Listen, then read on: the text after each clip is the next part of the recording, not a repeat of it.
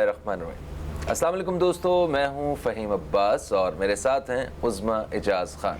جی ناظرین، آج کی صبح کا آغاز کریں گے بہت خوبصورت صبح کے ساتھ۔ ہم آپ کے ساتھ حاضر خدمت ہے۔ فہیم کیسے ہیں آپ کی صبح آج کیسی رہی؟ کیسا رستہ ملا؟ کس طرح سے آپ نے لوگوں کو مطلب ایک ہوتا ہے نا جب نکلتے ہیں تو آپ ہیلو ہائی کرتے ہیں، گھر میں کرتے ہیں اور ایک اچھی صبح کے ساتھ آغاز کرتے ہیں؟ بالکل ایسا ہے، بڑا اچھا رہا ماشاءاللہ، اور کیونکہ آج 8 ذی الحج ہے، بالکل، تو میں آنیسٹلی بتاؤں تو ان سارے اپنے بہن بھائیوں پہ، ان عزیزوں پہ جو اس وقت حج کی ادائیگی کے لیے مقامی عرفات پہ موجود ہیں، ان سب پہ بڑا رشک آ رہا ہے کہ اللہ تعالیٰ ان کی عبادات کو قبول کرے، اور آمین۔ ہمیں بھی وہ دن جو ہے وہ ہمارے لیے بس جلد سے جلد آ جائے جب ہم بھی یہ والے دن جو ہیں اپنے وہاں پہ اللہ کے گھر میں گزار رہے ہوں۔ فہیم، یہ بات بڑی واضح ہے کہ جب اللہ کے گھر کا بلاوا آتا ہے، انسان ارادہ کرتا ہے تو اللہ تعالیٰ بلاوا ڈال دیتا ہے، تو ارادہ کرنا بڑا ضروری ہوتا ہے۔ ہم نے یہ دیکھا ہے کہ کتنی، یعنی آج کی بات نہیں کہہ رہی، یہ آج کے وقتوں میں حج کافی مہنگا ہو چکا ہے، لیکن پرانے وقتوں میں بھی اس زمانے کے لحاظ سے حج مہنگا تھا، لیکن انسان کے حوصلے، جذبے، ہمت اور محبت ان رستوں پہ آپ کو لے جاتی ہے اور اللہ تعالیٰ وہ رستے آپ کے لیے آسان کر دیتے ہیں۔ بے شک ایسا ہے، بے شک ایسا ہے۔ حج ایک ایسی عبادت ہے جو جہاں پہ دنیا کا سب سے بڑا اجتماع جو ہے وہ انسانوں کا وہ دیکھنے کو ملتا ہے، اور کوئی بھی ایسا مسلمان نہیں ہوگا شاید جس کے دل میں یہ خواہش نہ ہو کہ وہ حج پہ جائے۔ تو ہر شخص جو ہے، ہر مسلمان حج پہ جانا چاہتا ہے، اور یہ ایک ایسی عبادت بھی ہے نا عظمیٰ کہ جہاں ہر رنگ، ہر نسل سے بالا تر ہو کے آپ اپنے رب کے سامنے جو ہے نا وہ سر جھکائے کھڑے ہوتے ہیں، بالکل، اور ایک لباس، ایک زبان، یعنی کہ آپ ہر چیز سے بالائے طاق رکھ کے ایک لباس، ایک زبان میں صرف اللہ تعالیٰ کے نام کا ورد اور اللہ تعالیٰ کی عبادت، مکہ مکرمہ میں حاضری دینا، طواف کرنا، پھر اس کے بعد جو اس کے جو مقدس مقامات ہیں آس پاس پہ، وہاں پہ جا کے عبادات کرنا۔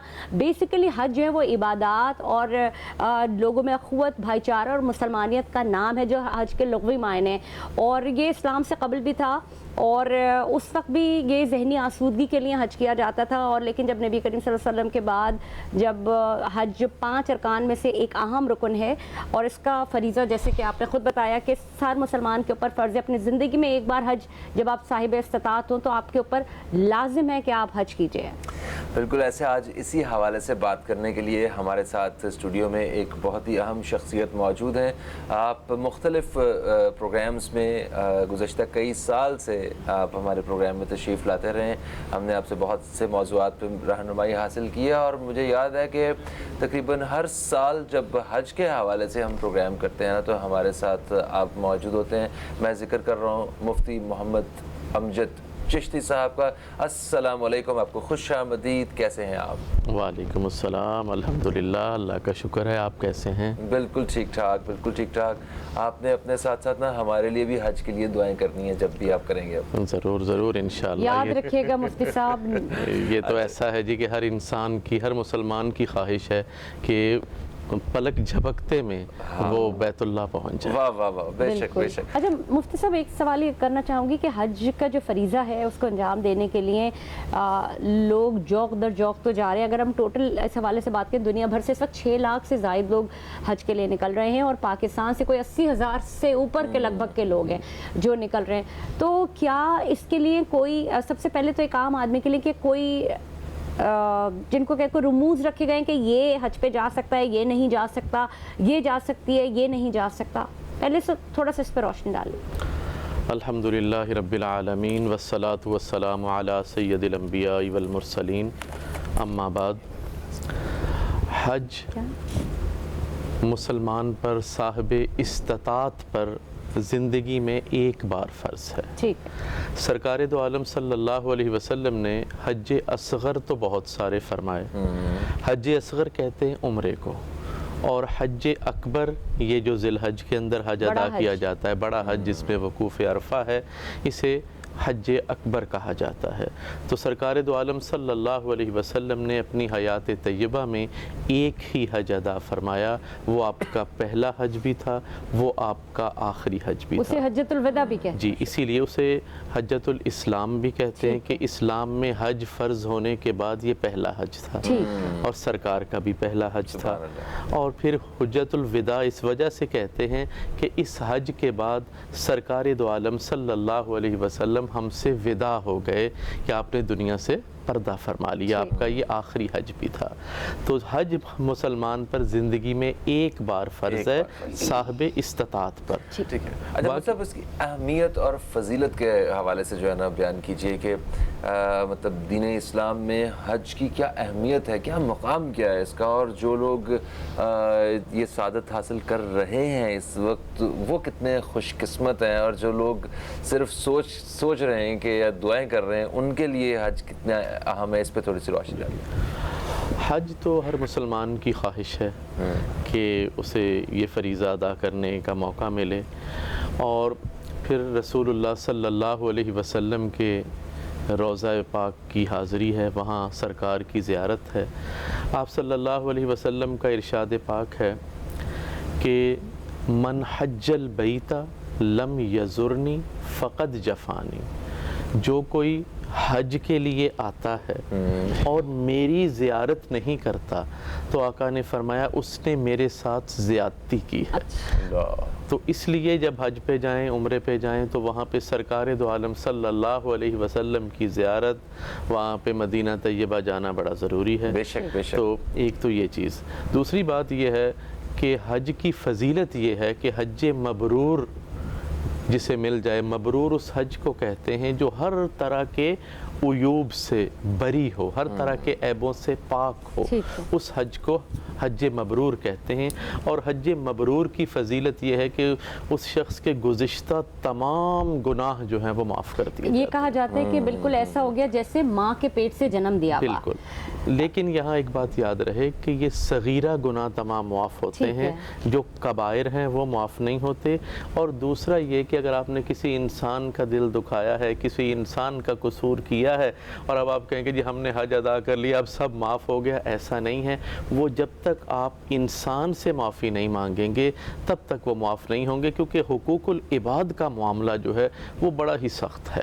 حقوق اللہ تو معاف ہو جاتے ہیں، اللہ پاک معاف کر دیتا ہے، وہ بے نیاز ہے، لیکن حقوق العباد اس وقت تک معاف نہیں ہوں گے جب تک کہ وہ بندہ معاف نہیں کر دیتا۔ بالکل ایسا ہے، ہم اللہ تعالیٰ سے معافی تو مانگتے ہیں، اور اللہ تعالیٰ بڑے رحیم اور رحمان ہیں، وہ معاف کر بھی دیتے ہیں، مگر یہ ایسا ہمیں اتنا ہی بڑا دل کر کے ان سارے لوگوں سے بھی معافی مانگنے کا سوچنا چاہیے جن لوگوں کے ساتھ ہم نے زندگی میں کبھی غلط کیا ہوا ہے، جانے انجانے میں۔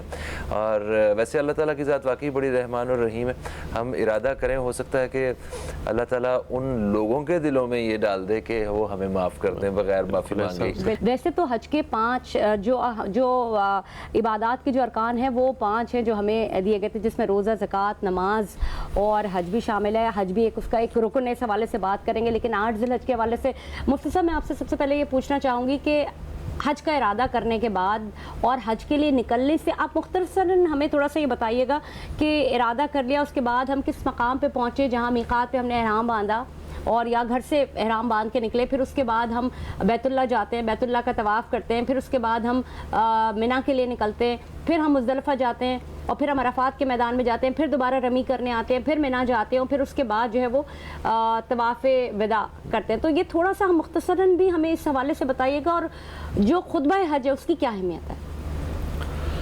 آپ نے بہت اچھا سوال کیا۔ حج اراکین اسلام میں سے ایک ہے، اور یہ بڑا ہی اہم رکن ہے کیونکہ اس میں اجتماعیت ہے۔ ہم نے ارادہ کر لیا حج کے لیے جا رہے ہیں، اللہ تبارک و تعالیٰ نے ہمیں یہ سعادت عطا کر دی، اب ہم نے روانہ ہونا ہے۔ تو روانہ ہونے سے پہلے جو کرنے کے کام ہے وہ ہے کہ سب سے پہلے تو ہم اپنے دوست احباب، جاننے والے جو ہیں ان سے معافی مانگیں کہ ہم اتنے اہم فریضے کو ادا کرنے کے لیے جا رہے ہیں, اللہ کے گھر جا رہے ہیں, تو ذرا تھوڑا کلیئر ہو کے جائیں, ان سے ملاقات کی جائے اور ان سے معافی مانگی جائے کہ ہمیں آپ معاف کر دیجئے, ہماری طرف سے کوئی دل دکھا ہو, جانے انجانے میں کوئی بات ہو گئی ہو تو یہ معافی مانگی جائے. معافی مانگنے کے بعد اب ہمارا سفر جو ہے اس کی تیاری شروع ہو رہی ہے, تو بہتر یہ ہے کہ ہم لوگ گھر سے ہی تیاری پکڑیں. جانے سے پہلے مرد حضرات جو ہیں اپنا خط وغیرہ بنوائیں, حجامت بنوائیں اپنے, اور اس کے بعد جو ہے تیاری کریں احرام کی. لیکن یہاں ایک بات عرض کرتا چلوں, حج کی 3 اقسام ہیں بیسیکلی. ایک ہے حج تمتع, ایک ہے حج قران اور ایک ہے حج افراد. ٹھیک ہے. ہم لوگ جو یہاں سے ایشیا سے جانے والے ہیں, ہم لوگ حج تمتع کرتے ہیں, جس کو آپ صلی اللہ علیہ وسلم نے بڑا پسند فرمایا. اس میں ہے کچھ دیر تک فائدہ اٹھانا, یعنی ہم ایک وقت میں 2 فائدے اٹھا لیتے ہیں کہ یہاں سے ہم حج تمتع کے ارادے سے جاتے ہیں اور ہم عمرہ کرنے کے بعد احرام کھول دیتے ہیں. ٹھیک ہے. پھر اس کے بعد دوبارہ ہم 8 ذی الحج کو احرام حج کے لیے باندھتے ہیں بیت اللہ سے, اور پھر حج کے لیے روانہ ہو جاتے ہیں. حج کے 5 ایام ہیں, 5 دن کا یہ پروسیجر ہے اصل میں. لیکن ہم لوگ چونکہ یہاں سے گئے ہوتے ہیں اور بغیر احرام کے آپ میقات پہ گزر نہیں سکتے. اگر بغیر احرام کے گزر جائیں گے تو پھر دم واجب ہو جائے گا. تو اس لیے احرام کے ساتھ جانا ہے تو گھر سے تیار ہو کے, نہا دھو کے, غسل کر کے اور 2 نفل پڑھ کے اللہ تعالیٰ سے دعائیں مانگ کے احرام باندھ کے آپ نکلیں. اور پھر وہاں پہ جب جائیں تو جا کے سب سے پہلے عمرہ ادا کیا جائے. عمرہ ادا کرنے کے بعد آپ نے طواف کیا, طواف کرنے کے بعد 2 نفل ادا ہوئے مقام ابراہیم پر, پھر سعی ہوئی صفا مروہ کی. اس کے بعد حلق کروا کر, یا خواتین جو ہے اپنے بالوں کا کچھ حصہ ایک لٹ کاٹ کے اب احرام سے آزاد ہو جائیں گے. اب احرام کی پابندیوں سے آپ آزاد ہو گئے. اب آپ وہاں پہ عبادات کریں اور پھر 8 ذی الحج کو دوبارہ بیت اللہ سے احرام باندھیں اور حج کے لیے جائیں. تو کیا ہم احرام بار بار کھول سکتے ہیں؟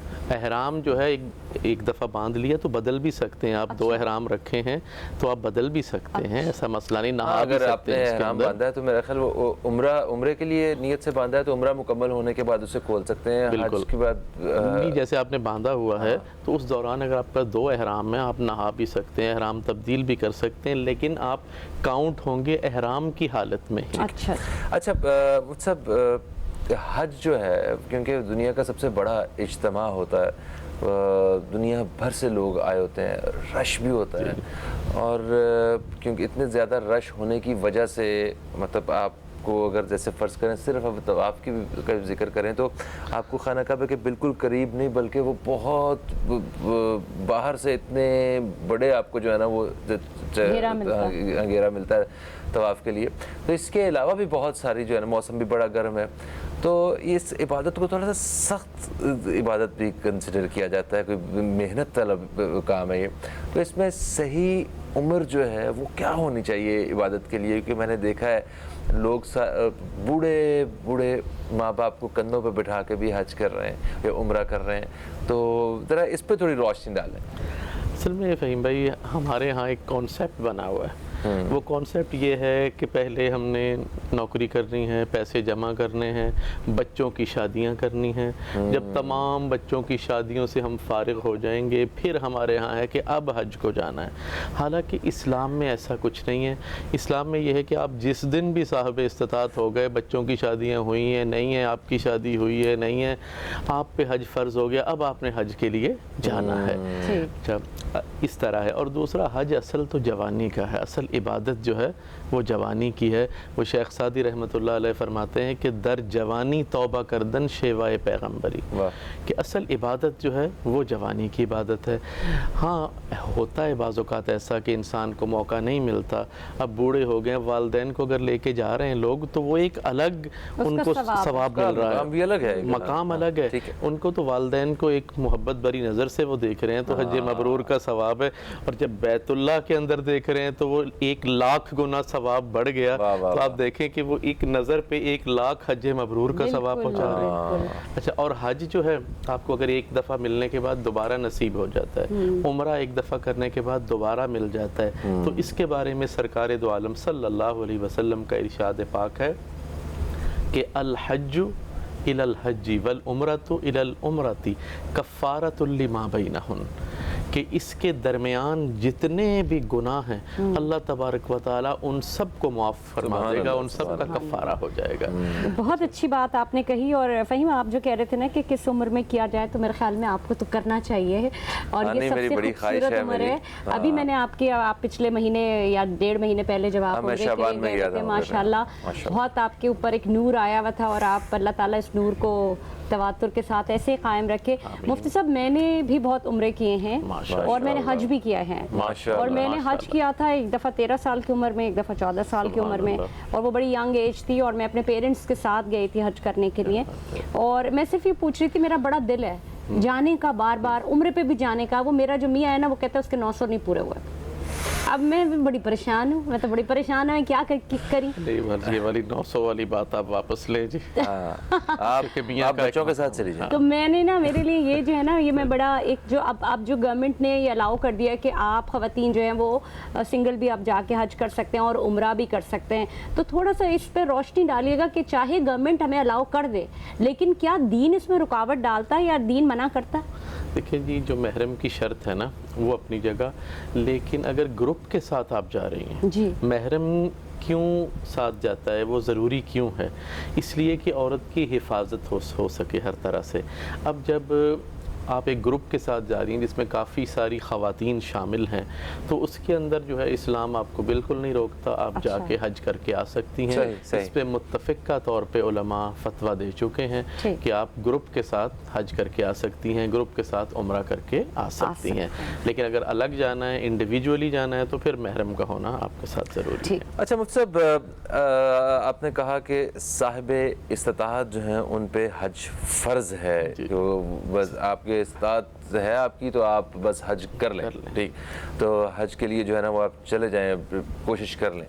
تو وہ جو کتنی استطاعت ہونی چاہیے، اس کا نصاب کیا ہمارا دین جو ہے وہ ہمیں بتاتا ہے، ذرا اس پہ روشنی ڈالیے گا۔ اس کا نصاب جو ہے وہ زکوٰۃ والا نہیں ہے، اس کا یہ ہے کہ آپ کے پاس وہاں جانے کا خرچہ موجود ہو، ٹھیک ہے، کہ آپ وہاں جا سکیں، افورڈ کر سکیں، آپ کا جانے آنے کا ٹکٹ ہے، وہاں رہنا، آپ کا ہوٹل کا کرایہ وغیرہ سارا کچھ، تمام ایکسپینس جتنے بھی ہیں، اور اس کے علاوہ جتنے دن آپ گھر سے دور رہ رہے ہیں گھر والوں کا خرچہ موجود ہو، بالکل صحیح ہے، گھر والوں کو کوئی پرابلم نہ ہو، تو یہ صاحب استطاعت، اور حلال کی کمائی ہو، حلال کی ہے ہی حلال۔ دیکھیں عبادات تو ہیں ہی حلال سے، اگر حرام سے کیا تو پھر تو فائدہ ہی کوئی نہیں، فائدہ ہی حلال سے ہے، تو پھر آپ کے اوپر حج فرض ہے۔ زندگی میں ایک دفعہ آپ کر کے آ گئے تو اب آپ کا فریضہ ختم ہو گیا، اس کے بعد آپ جیسے دل کی تسکین کے لیے جتنے مرضی حج کریں، کیونکہ ہر مسلمان کی یہ خواہش ہے، بلکہ ہونی بھی چاہیے کہ اللہ پاک بار بار جو ہے توفیق عطا فرمائے۔ آپ نے جو ایک بریکٹ ڈیفائن کیا نا کہ جی ایک دفعہ حج کرنے کے بعد جب دوبارہ حج پہ چلے جاتے ہیں تو وہ جو بیچ کا جو گناہ ہے وہ اللہ تعالیٰ اسے معاف کر دیتے ہیں، تو ایک بڑی ایک لوگوں کو یہی شاید سینس آف اچیومنٹ ہے، اس کے لیے وہ بار بار جاتے ہیں۔ یہاں پہ ایک بات یہ آ جاتی ہے کہ میں نے کہیں پڑھا تھا کہ ایک نفلی حج ہوتا ہے اور ایک ہوتا ہے فرض حج، اور ایک حج اصغر ہوتا ہے اور جو حج نارمل ہوتا ہے، تو یہاں حج اصغر کیا عمرے کو کہا جاتا ہے؟ جی بالکل، عمرے کو کہا جاتا ہے، چھوٹا حج اس کو کہا جاتا ہے، اور جو فرض حج ہے وہ یہ ہماری ہے۔ لیکن ہمارے ہاں ایک اور چیز بھی ہے، ہم لوگ یہ سمجھتے ہیں کہ اگر حج جو ہے وہ جمعے کے دن ہوا تو حج اکبر ہوگا، نہیں، وہ حج ویسے بھی حج اکبر ہی ہے، لیکن اس دن یہ ہے کہ جمعے کی فضیلت بھی ساتھ جمع ہو جاتی ہے تو فضیلتیں زیادہ ہو جاتی ہیں، سید الایام مل جاتا ہے، تو اس لیے وہ اس کی فضیلت بڑھ جاتی ہے۔ بالکل ناظرین، حج کے فضائل کے اوپر تو ہم بات کر رہے ہیں، 8 ذی الحج کے حوالے سے بات ہو رہی ہے۔ نبی کریم صلی اللہ علیہ وسلم نے کہا تھا کہ جو اللہ کے گھر کا طواف کرے گا اس کے لیے جو حج ہے وہ آسان کر دیا جائے گا، اور یہاں پہ یہ بات بھی بڑی اہم ہے کہ کس طرح سے جو حاجی ہیں وہ پہلے طواف کے لیے نکلتے ہیں، اور پھر جو آس پاس کے مقامات ہیں وہاں مقدس مقامات پہ عبادات اور جو ان کی زیارات ہیں وہ کرتے ہیں، اور اس کا نام ایک حج ہے۔ حج کی فضیلت کے حوالے سے اور جو احکامات ہیں اس کے بارے میں بات کی، بہت کچھ اس کے ساتھ ساتھ اور بھی اہم چیزیں ہیں، جیسے عرفات کے میدان کے حوالے سے کچھ تھوڑا سا بتائیں کہ وہ کیا ہے، اور وہاں پہ عبادت کا کون سا حصہ ہوتا ہے، پھر شیطان کو کنکریاں مارنے کے حوالے سے بھی جو ہے نا وہ بھی بتائیے گا کہ وہ کیا معاملہ ہے، تو اس پہ تھوڑی سی روشنی ڈالیں۔ فہیم بھائی، یہاں ایک بات عرض کرتا چلوں کہ حج جو ہے وہ نام ہے ابراہیم علیہ السلام، حضرت اسماعیل علیہ السلام، بی بی ہاجرہ علیہ السلام، ان کی چند اداؤں کا، چند وفاؤں کا اور چند دعاؤں کا نام حج ہے۔ سبحان اللہ۔ اور یہ ادائیں، یہ وفائیں، یہ دعائیں رب کائنات کو اتنی پسند آ گئیں کہ اللہ تبارک و تعالیٰ نے اسے قیامت تک جاری و ساری کر دیا۔ انبیاء کیا، اولیاء کیا، اتقیاء کیا، عام انسان کیا، کہ ہر شخص جو ہے ان والی عادات اپنائے، ان والی حرکات مجھے دکھائے، دہراتا رہے ان کی وفائیں، اور اللہ کو اتنی پسند آ گئی۔ تو یہ اصل چیز تو یہ ہے۔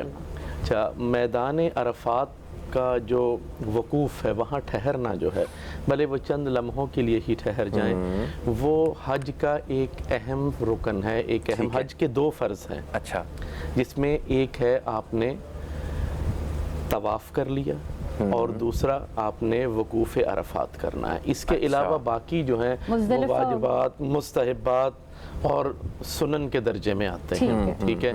تو اصل چیز تو یہ ہے۔ اور میدان عرفات جو ہے وہ جگہ ہے کہ جہاں پر میدان حشر لگنا ہے۔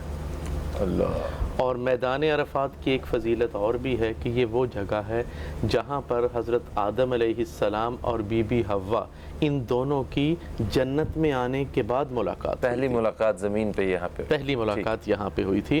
اور یہاں پہ ایک دوسرے کو انہوں نے دیکھا تو ایک دوسرے کو دیکھتے رہ گئے کہ جنت میں تو ہم بڑے حسین تھے، بڑے خوبصورت تھے، اور یہ دنیا میں آ کے کیا ہو گیا؟ دھوپیں لگ گئی نا یہاں پہ۔ تو پھر وہ ایام بیض کے جو روزے تھے وہ ان کو عطا کیے گئے کہ آپ مہینے میں یہ 3 دن روزے رکھا کریں، اس سے آپ کی خوبصورتی جو ہے وہ لوٹ آئے گی۔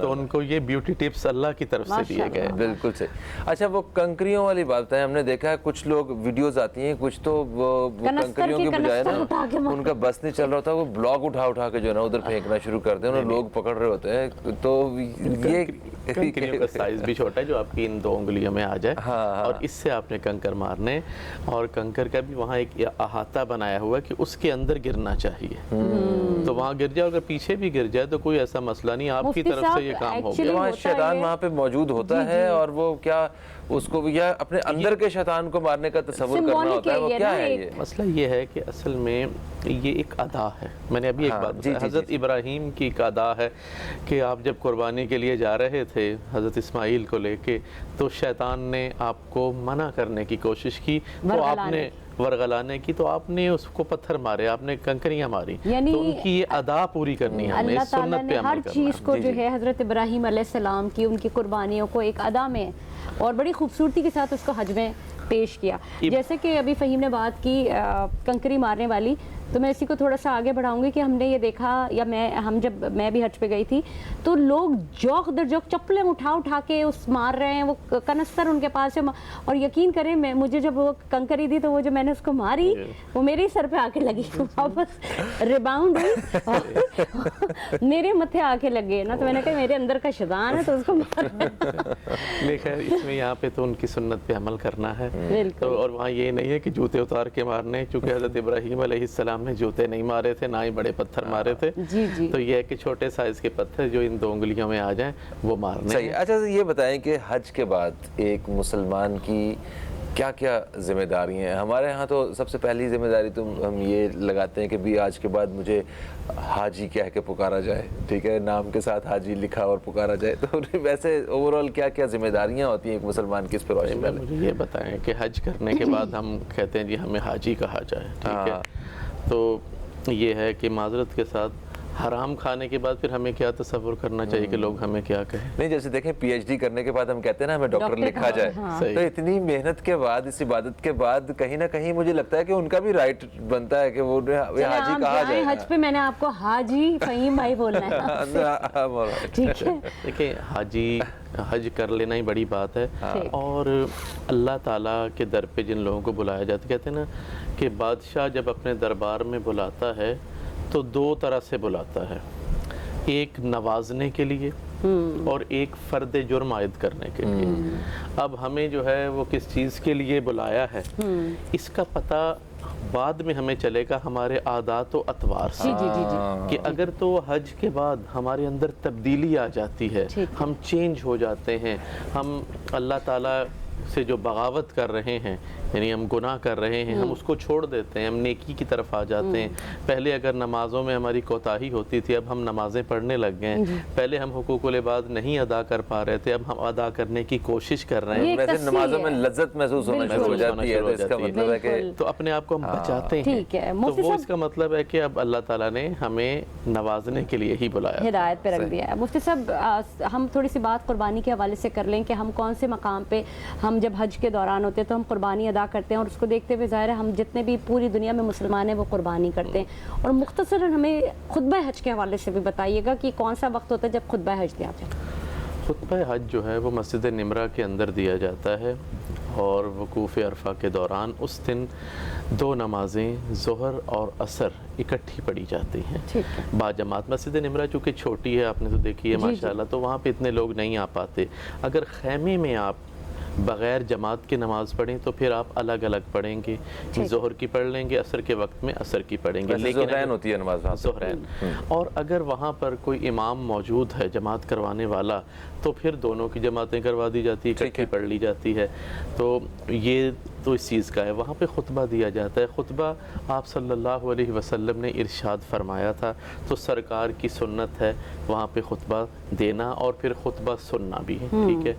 آپ صلی اللہ علیہ وسلم نے خطبہ حجۃ الوداع وہاں ارشاد فرمایا اور اس میں تمام مسائل بیان کیے۔ اسی طرح وہاں پہ جو خطبہ دیا جاتا ہے اس کے اندر کوشش یہ ہوتی ہے کہ امت مسلمہ کو وحدانیت کا درس دیا جائے، یکجا ہونے کا درس دیا جائے، عالم اسلام کی جو پریشانیاں، انہیں جو درپیش چیلنجز ہیں ان پہ بات کی جائے۔ وہ باقاعدہ ہمارے ہاں ماشاءاللہ سے انتظام ہوتا ہے، اکثر چینلز جو اس کا باقاعدہ ترجمہ دکھا رہے ہوتے ہیں کہ عام انسان بھی جو ہے جو عربی نہیں جانتے، عربی نہیں سمجھ سکتے، وہ بھی اسے سمجھ لیں کہ یہ کیا خطبہ دیا جاتا ہے، یہ کیا درس دیا جا رہا ہے۔ سر دیکھیں، ہم نے 8 ذی الحج کی مناسبت سے اور حج کی مناسبت سے جتنے ہمارے بہن بھائی اس وقت حج ادا کر رہے ہیں یا جنہوں نے کرنے جانا ہے، ان کے لیے تو ہم نے بہت ساری معلومات آج اپنے پروگرام میں ذکر کی ہیں، مگر یہ بتائیے کہ وہ سارے لوگ جو اس وقت یہاں پہ ہیں، دلوں میں اس خواہش کو رکھے ہوئے کہ ہم انشاءاللہ ایک دن جائیں گے،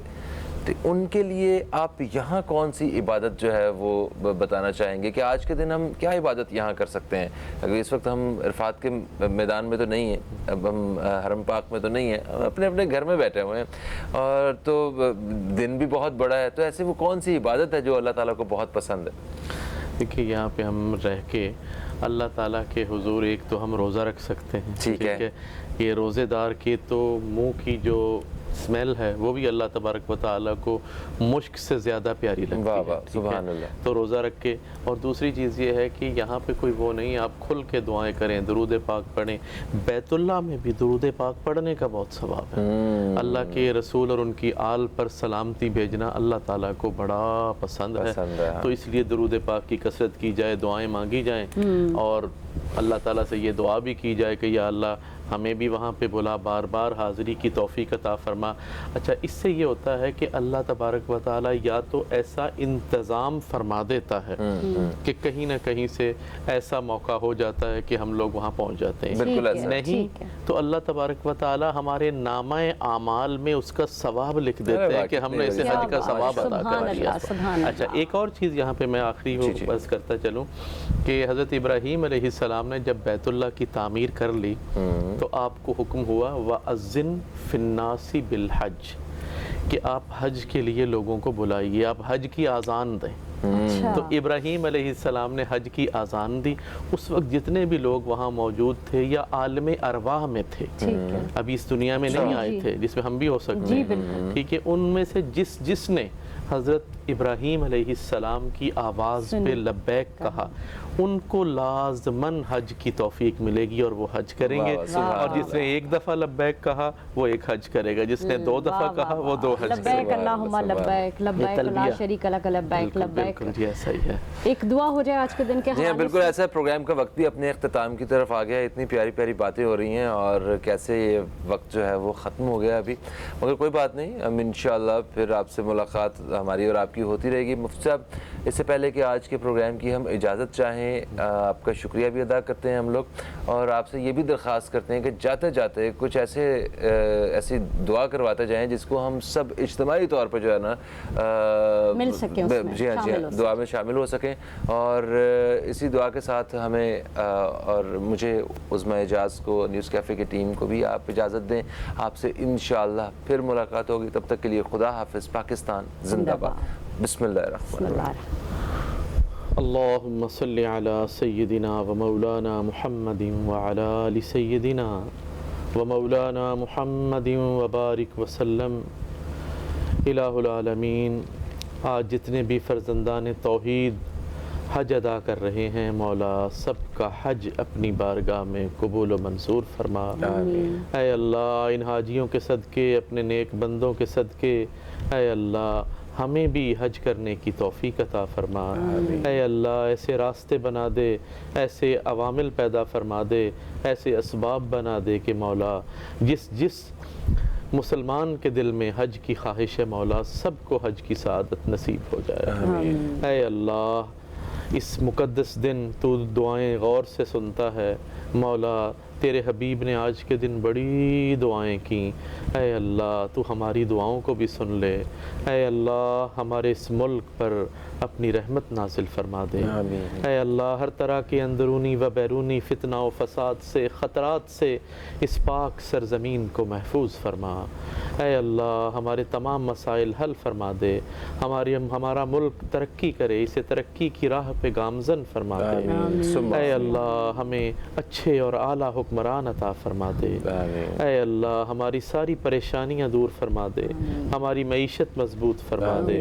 اے اللہ من حیث القوم ہم سب کی تمام پریشانیاں دور فرما دے اور ہمیں ترقیاں عطا فرما دے۔ اے اللہ جتنے بھی لوگ اس وقت ٹی وی دیکھ رہے ہیں، اے اللہ دعا کر رہے ہیں، سب کی جائز خواہشات پوری فرما دے، سب کی دلی مرادیں پوری فرما دے۔ اے اللہ آج کے دن حضور صلی اللہ علیہ وسلم نے جو دعائیں کی، ہم ان کے صدقے اور وسیلے سے وہ تمام تر دعائیں آپ سے طلب کرتے ہیں، مولا وہ تمام تر دعائیں ہمارے حق میں قبول فرما۔ اے اللہ ہمارے گزشتہ تمام گناہوں کو معاف فرما دے۔ اے اللہ ہمارے تمام مسائل حل فرما دے، مشکلات دور فرما دے، اور اے اللہ حضور صلی اللہ علیہ وسلم کا صدقہ اور وسیلہ فرما کر ہماری دعاؤں کو قبول و منظور فرما۔ ان اللہ و ملائکتہ یصلون علی النبی یا ایھا الذین آمنوا صلوا علیہ وسلموا تسلیما۔ اللہم صلی علی سیدنا و مولانا محمد وعلی آل سیدنا و مولانا محمد وبارک وسلم۔ سبحان ربک رب العزت عما یصفون وسلام علی المرسلین والحمد للہ رب العالمین بحق لا الہ الا اللہ محمد رسول اللہ۔